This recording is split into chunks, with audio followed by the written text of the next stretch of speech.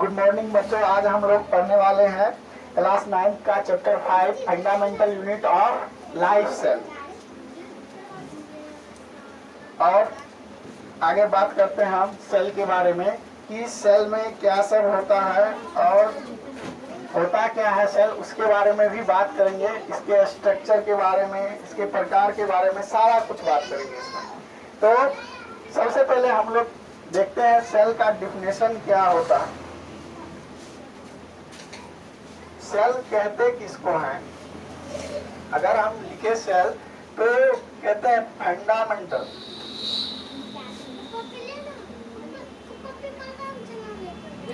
And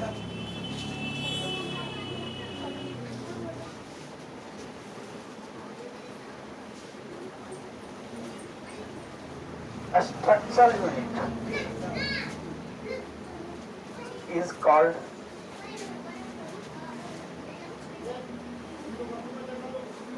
cell.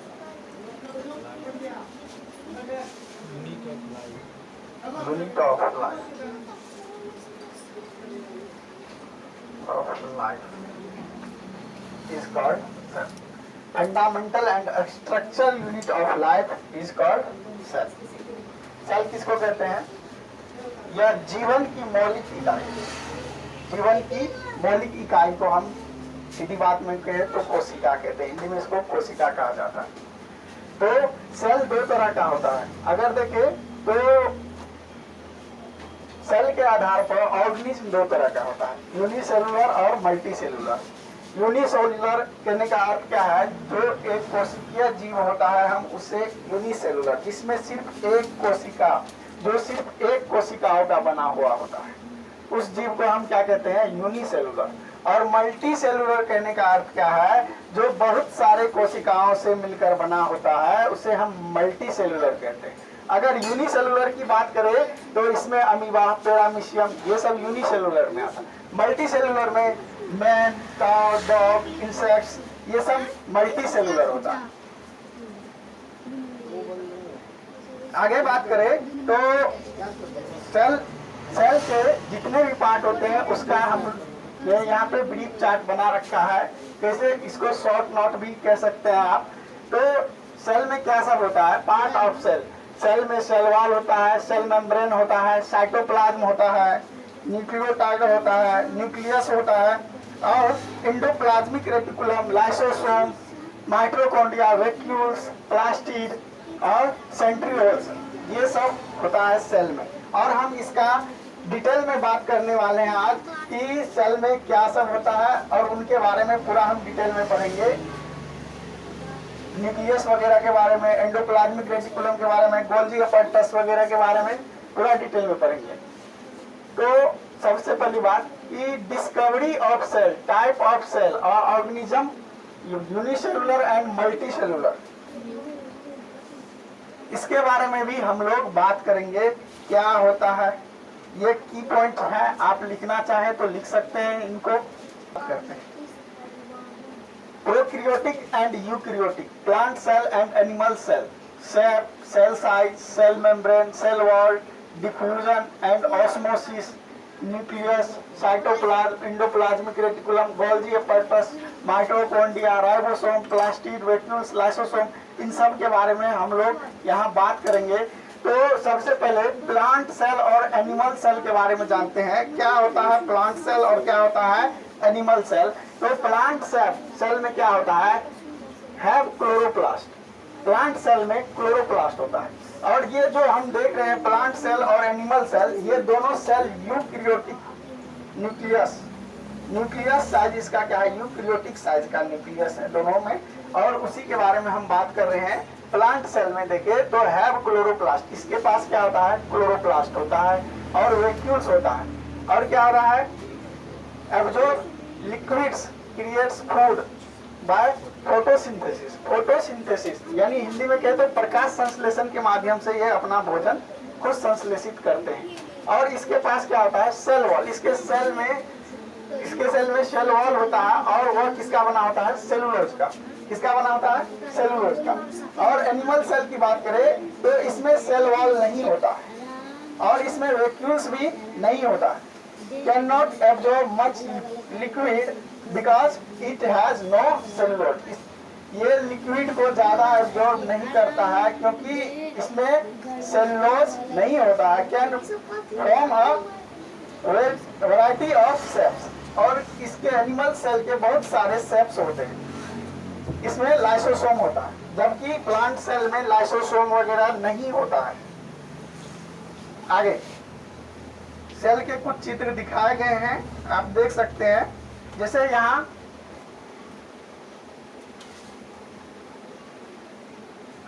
ये plant cells with chloroplast, यहाँ plant cells को दिखाया गया है। ये एनिमल सेल है, रेड ब्लड सेल। एनिमल में 3 टाइप्स ऑफ सेल होते हैं, आरबीसी, डब्ल्यूबीसी और प्लेटलेट्स।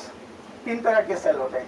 तो देख सकते हैं यहाँ कि ये प्लांट सेल विद क्लोरोप्लास्ट, और ये क्या है, रेड ब्लड सेल।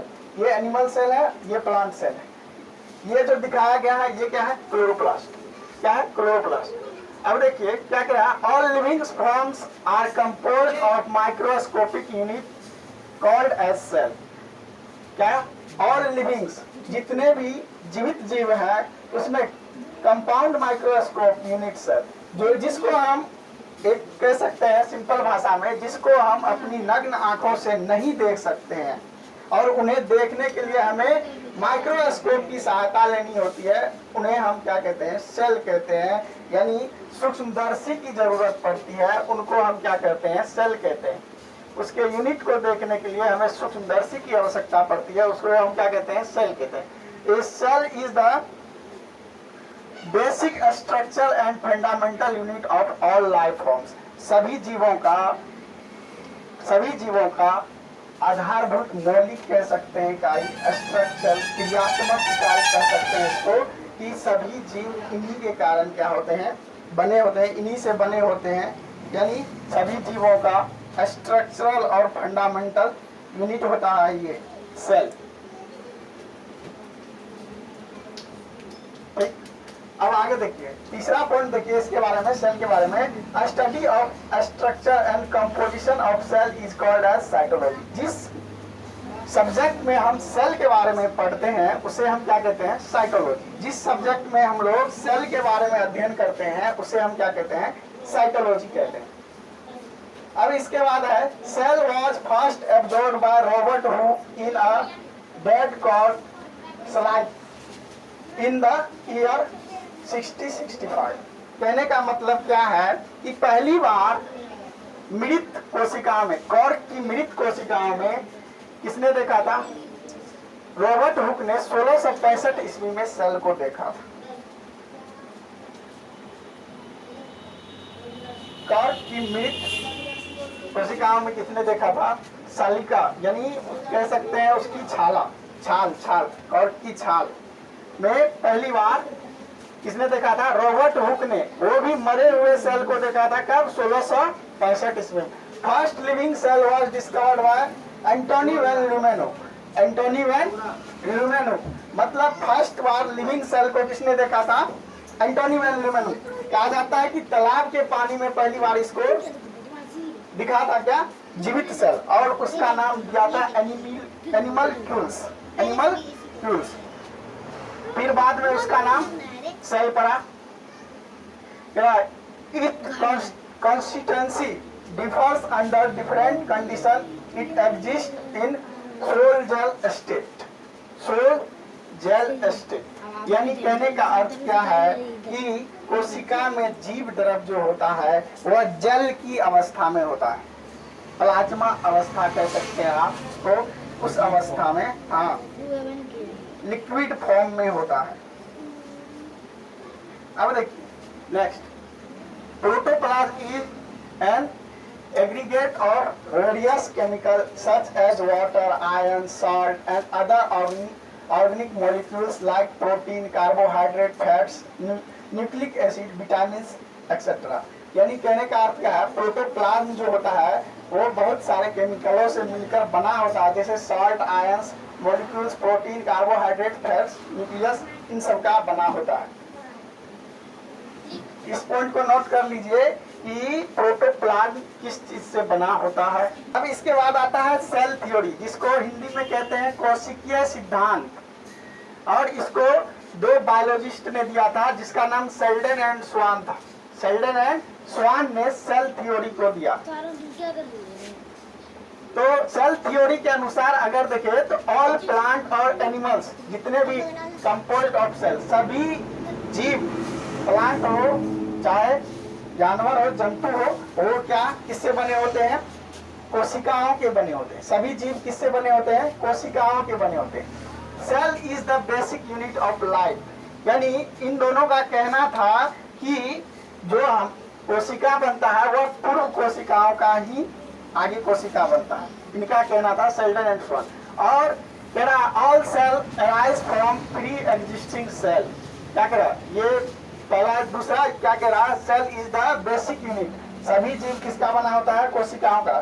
सभी जीव कोशिका, सभी जीवों का आधार क्या होता है? कोशिका। सेकेंड पॉइंट कह रहा है यहाँ all cells arise from pre existing cell. पहले के सेल से ही ये नया सेल बनता है, इनका कहना था। इनका कहना था सेल्डन एंड स्वान का। आगे एक बात और, इन सेल थ्योरी के अनुसार एक बात और है कि viruses are the exception of the cell theory. Cell theory का क्या है? एक्सेप्शन, अपवाद है। क्या? वायरस। लिख लो इसको।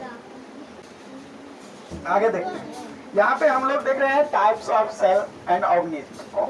देखिए यहाँ प्रोकैरियोटिक सेल्स को दिखाया गया है, प्रोकैरियोटिक कोशिकाओं को दिखाया गया, यहाँ यूकैरियोटिक और उनके ऑर्गेनिज्म को दिखाया गया है। जैसे पैरामीशियम, ऑस्ट्रिच, अमीबा और पाइन ट्री। ऑस्ट्रिच और पाइन ट्री क्या है? Multi cellular. क्या है? Multi cellular. और यहाँ जो देखें अमीबा, पैरामीशियम, ये सब क्या है? यूनिसेलुलर। क्या है? यूनिसेलुलर। अगर आप एग्जांपल के लिए कुछ लिखना चाहते हैं मल्टी सेलुलर और यूनिसेलुलर का, तो लिख लीजिए अमीबा, पैरामीशियम और मल्टी सेलुलर में लिखना ostrich and pine tree. Then ये क्या है? यूकैरियोटिक। ये क्या है? याद है वो कुछ प्रोकैरियोटिक के बारे में भी बताया गया है, यानी पुराने समय की कोशिकाओं के बारे में बताया गया है कि बैक्टीरिया, और क्या है? Blue green bacteria. ये क्या है? प्रोकैरियोटिक। प्रोकैरियोटिक का दो एग्जांपल क्या क्या है? बैक्टीरिया और ब्लू ग्रीन बैक्टीरिया। ये प्रोकैरियोटिक है।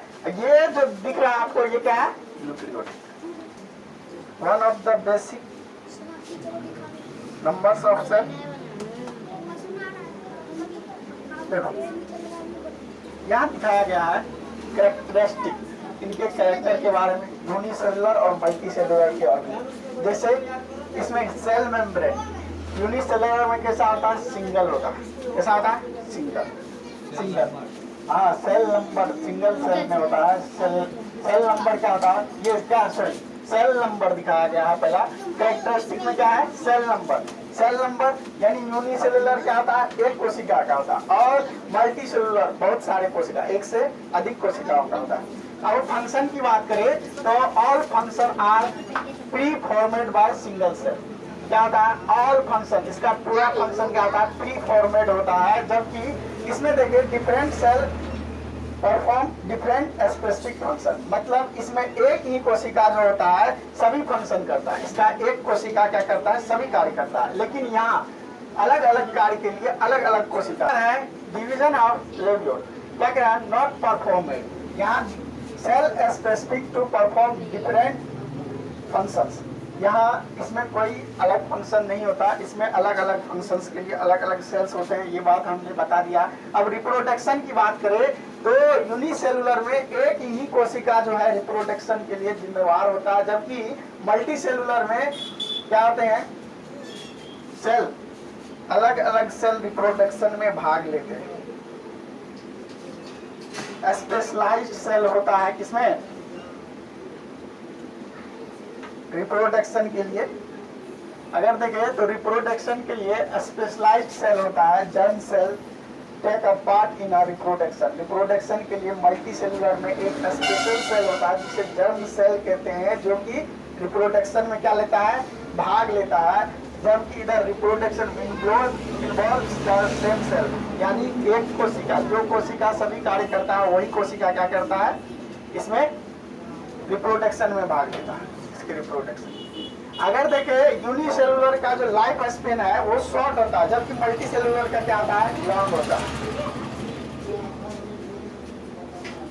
मल्टी सेलुलर का लॉन्ग लाइफ स्पेन होता है और यूनिसेलुलर का short. On the basis of type of organisation, देखो क्या कह रहा है, प्रोकैरियोटिक तथा यूकैरियोटिक। आप देख सकते हैं दोनों में डिफरेंस लिखा गया है। यहाँ पे क्या है डिफरेंस, प्रोकैरियोटिक और यूकैरियोटिक कोशिका में क्या डिफरेंस है। वेरी मिनट इन साइज और यहाँ फेलियर लार्ज इन साइज।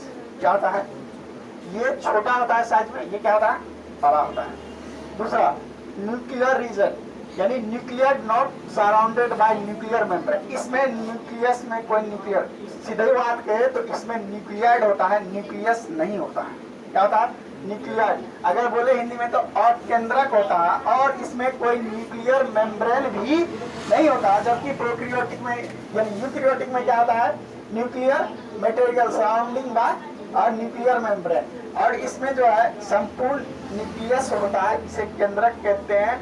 और इसमें केंद्रक को एक झिल्ली घेरे होती है जिसे हम क्या कहते हैं, न्यूक्लियर मेम्ब्रेन, यानी केंद्रक झिल्ली। क्या कहते हैं, केंद्रक झिल्ली। अब देखो इसमें क्या है, सिंगल क्रोमोजोम प्रेजेंट होता है, इसमें एक क्रोमोजोम होता है, जबकि इसमें एक से अधिक क्रोमोजोम प्रेजेंट होता है।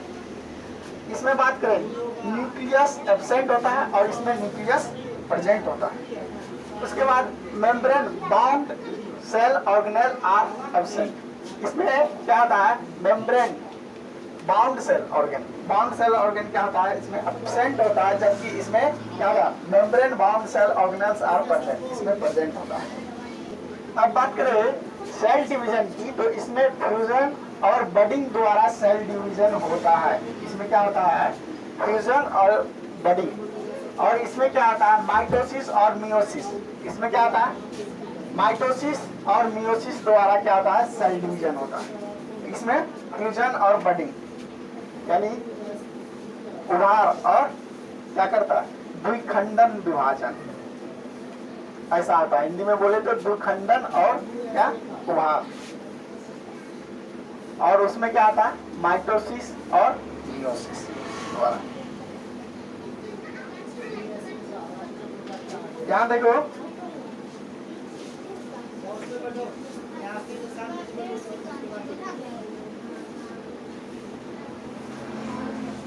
हाँ यहाँ देखो क्या दिखाया गया है, आप देख सकते हैं प्लांट सेल और एनिमल सेल्स, यानी सॉरी प्रोकैरियोटिक सेल और यूकैरियोटिक सेल्स। इसमें देखते हैं, इसमें ribosome, endoplasmic reticulum, mitochondria, nucleus, plasma membrane, Golgi apparatus, centriole.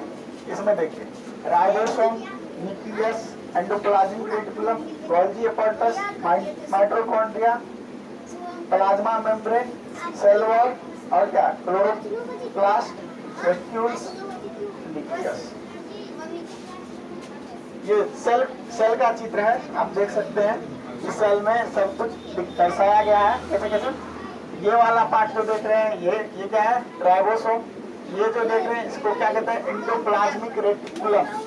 और ये क्या है, माइटोकॉन्ड्रिया।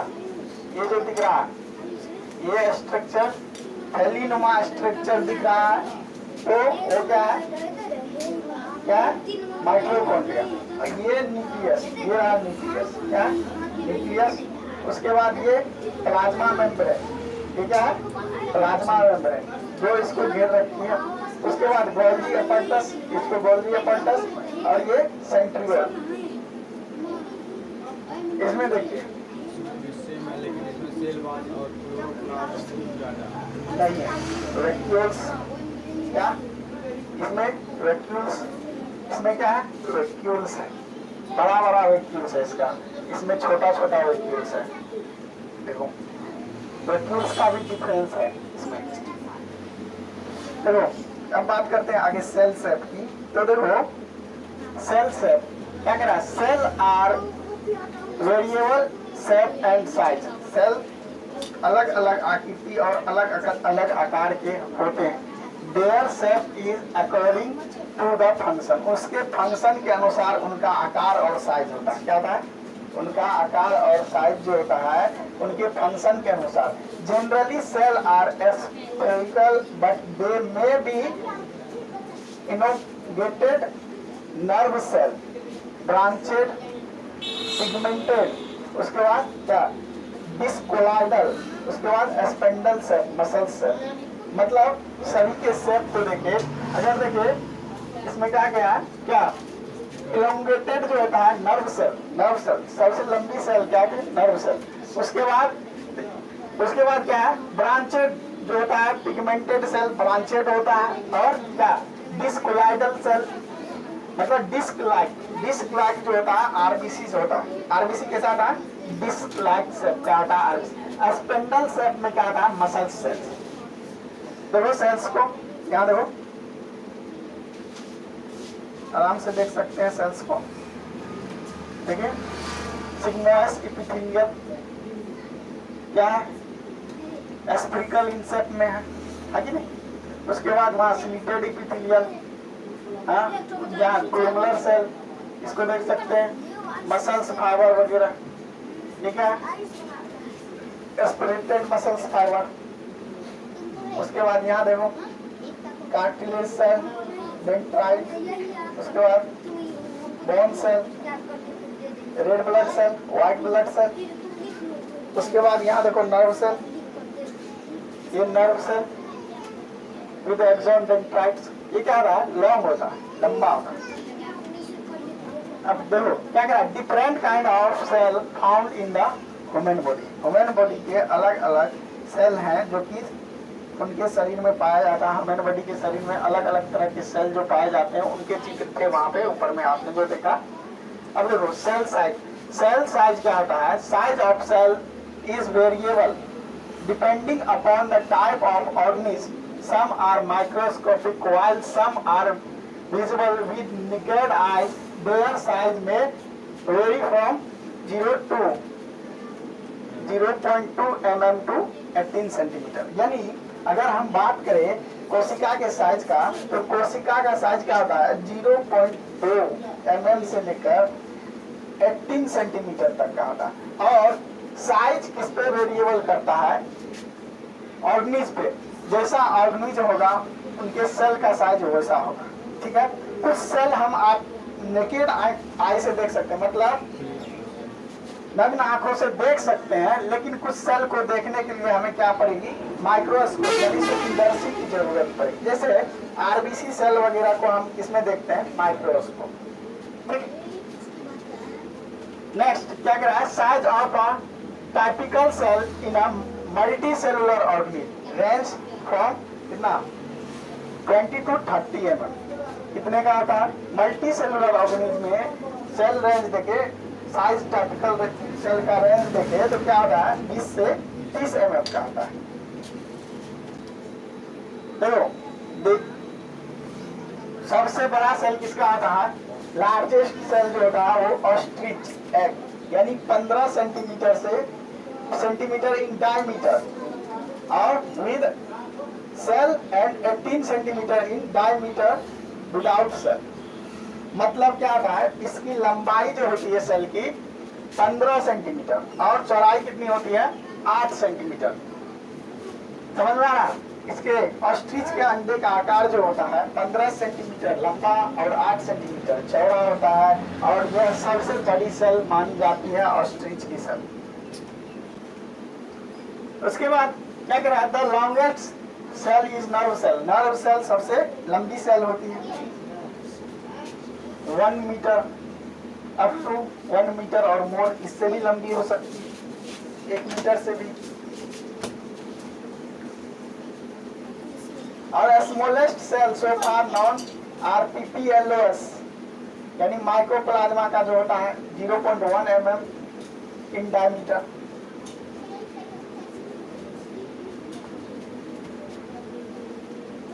सबसे छोटी सेल क्या होती है? माइक्रोप्लाज्मा 0.1 mm इन डायमीटर में।